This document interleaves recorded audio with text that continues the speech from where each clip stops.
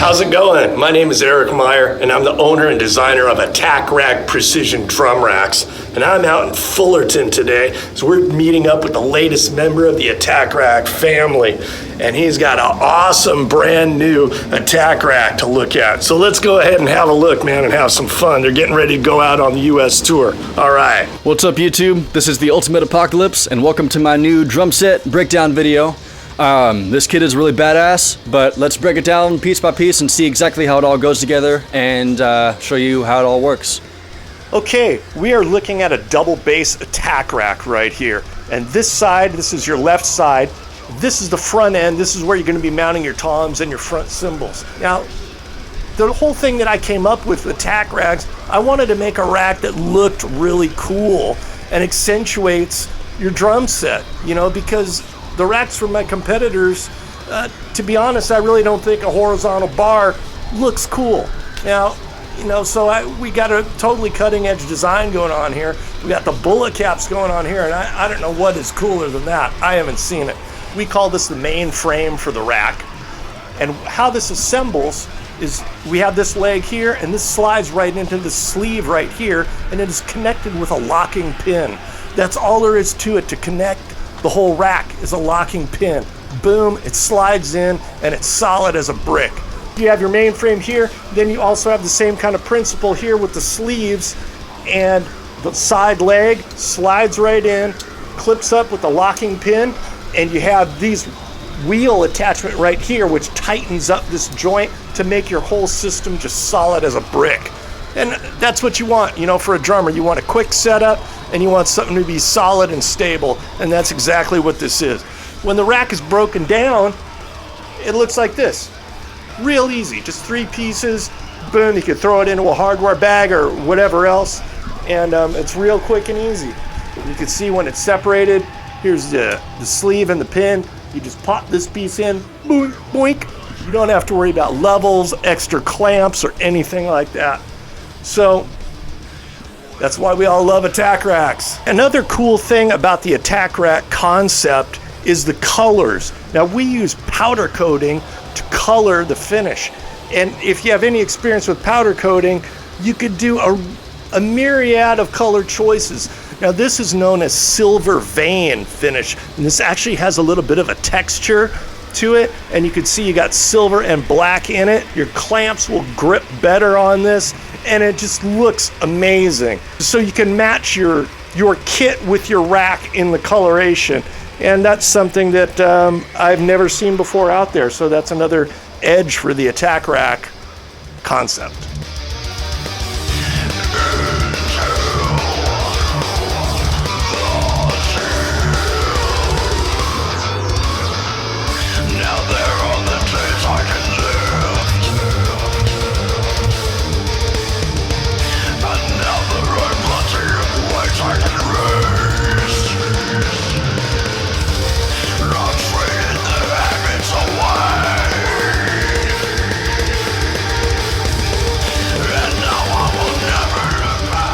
Alright, so we got our attack rack set up, both sides, left and right, and let's go ahead and start setting up the drums. Alright, so for all of these clamps right here, I've got a label on each one showing which drum is going to go to what clamp. And so for this T3 right here, that's my Tom 3. This is the arm for the Tom 3. I have it right there on the memory clip right there. And so what we're going to do is we're going to put this, fit this onto that clamp, and then just close it tight.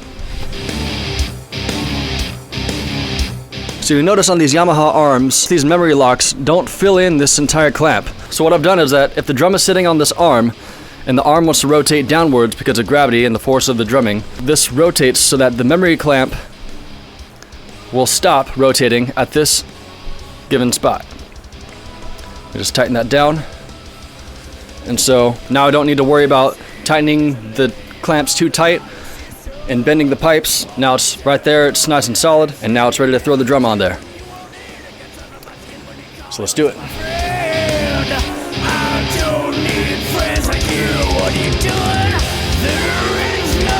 Alright, so now we have all the stands, all the tom mounts and cymbal stands up on the rack, and this is a good spot to be at where if you're setting up for a gig, you can just have this set up on the side of the stage or in the hallway or whatever, and you can carry this up to the stage and just slot everything in where it's supposed to go.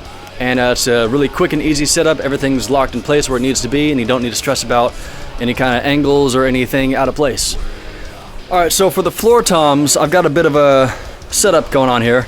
So we have rack mounted tom arms, and they're going to hook up into this Yamaha tom mount that I have connected to this Gallagher Percussion rims mount. So this rims mount holds on to the outside rim of the drums, hangs on to the tuning lugs. And then I also have one tom leg right here just for extra support. So that way I can have technically rack mounted floor toms, and that way it minimizes the setup time for this, and it adds extra stability to the whole setup. So we have our floor tom right here, and as you can see, here's the tom mount, hooks into this Yamaha Yes Mount system, and it hooks up to the rims mount system. And that holds this tom up, and it's in full suspension right now, but you can see it's a little bit bouncy. So over here, I have one tom leg. Just loosen that down a little bit, let it fall. So now that's loosened up, and now it's touching the floor. What I do is I lift up the tom just a hair before I tighten up this leg. And that way, we have the weight of the tom leaning down on the leg, gives it some extra stability and some support. So that way, when I play the tom, it's not bouncing up and down. So for the Tom 5, since it's a rack-mounted floor tom, it can hang over the attack rack leg. Then I can still have one leg for support like I do for the 4th tom.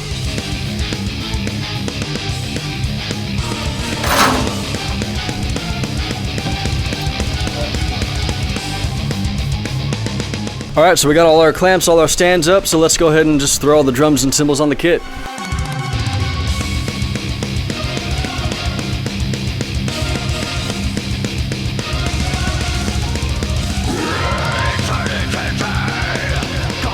Alright, so I have a remote hi-hat set up right here, and I got the remote hi-hat so that way I can just have it on the rack with everything else, and that way I could also have the foot pedal hooked up anywhere that my bass drum is going to be at. So as you can see, this China has this memory lock right here, and there's 2 little divots right here. So I'm going to lock this hi-hat stand onto that, so that way I know where it's going to be positioned and so that it doesn't rotate side to side. So let's do that right now.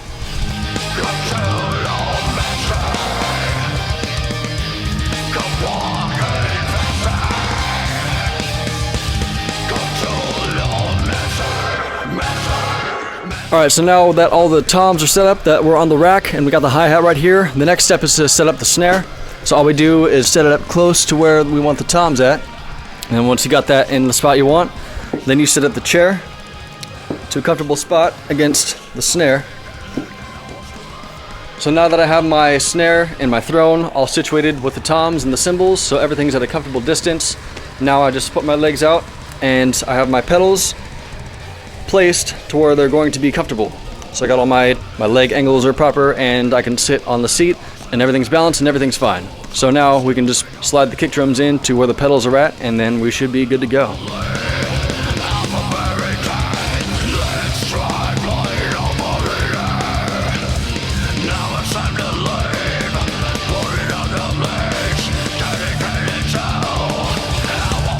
Alright, all the pieces are in place, everything's good to go, and now it's just time to do a quick sound check and make sure everything's perfectly fine-tuned to exactly where I want it. Alright, so I hope you guys have enjoyed this setup with his attack rack, and I sure have enjoyed it, man. He's opened up my eyes to a few different new possibilities with the hi-hat and with his floor toms. Really cool ideas that he has utilized, and you know, you can utilize them on your own kit as well. It looks gorgeous, man. So what's next is making some noise with it. All right.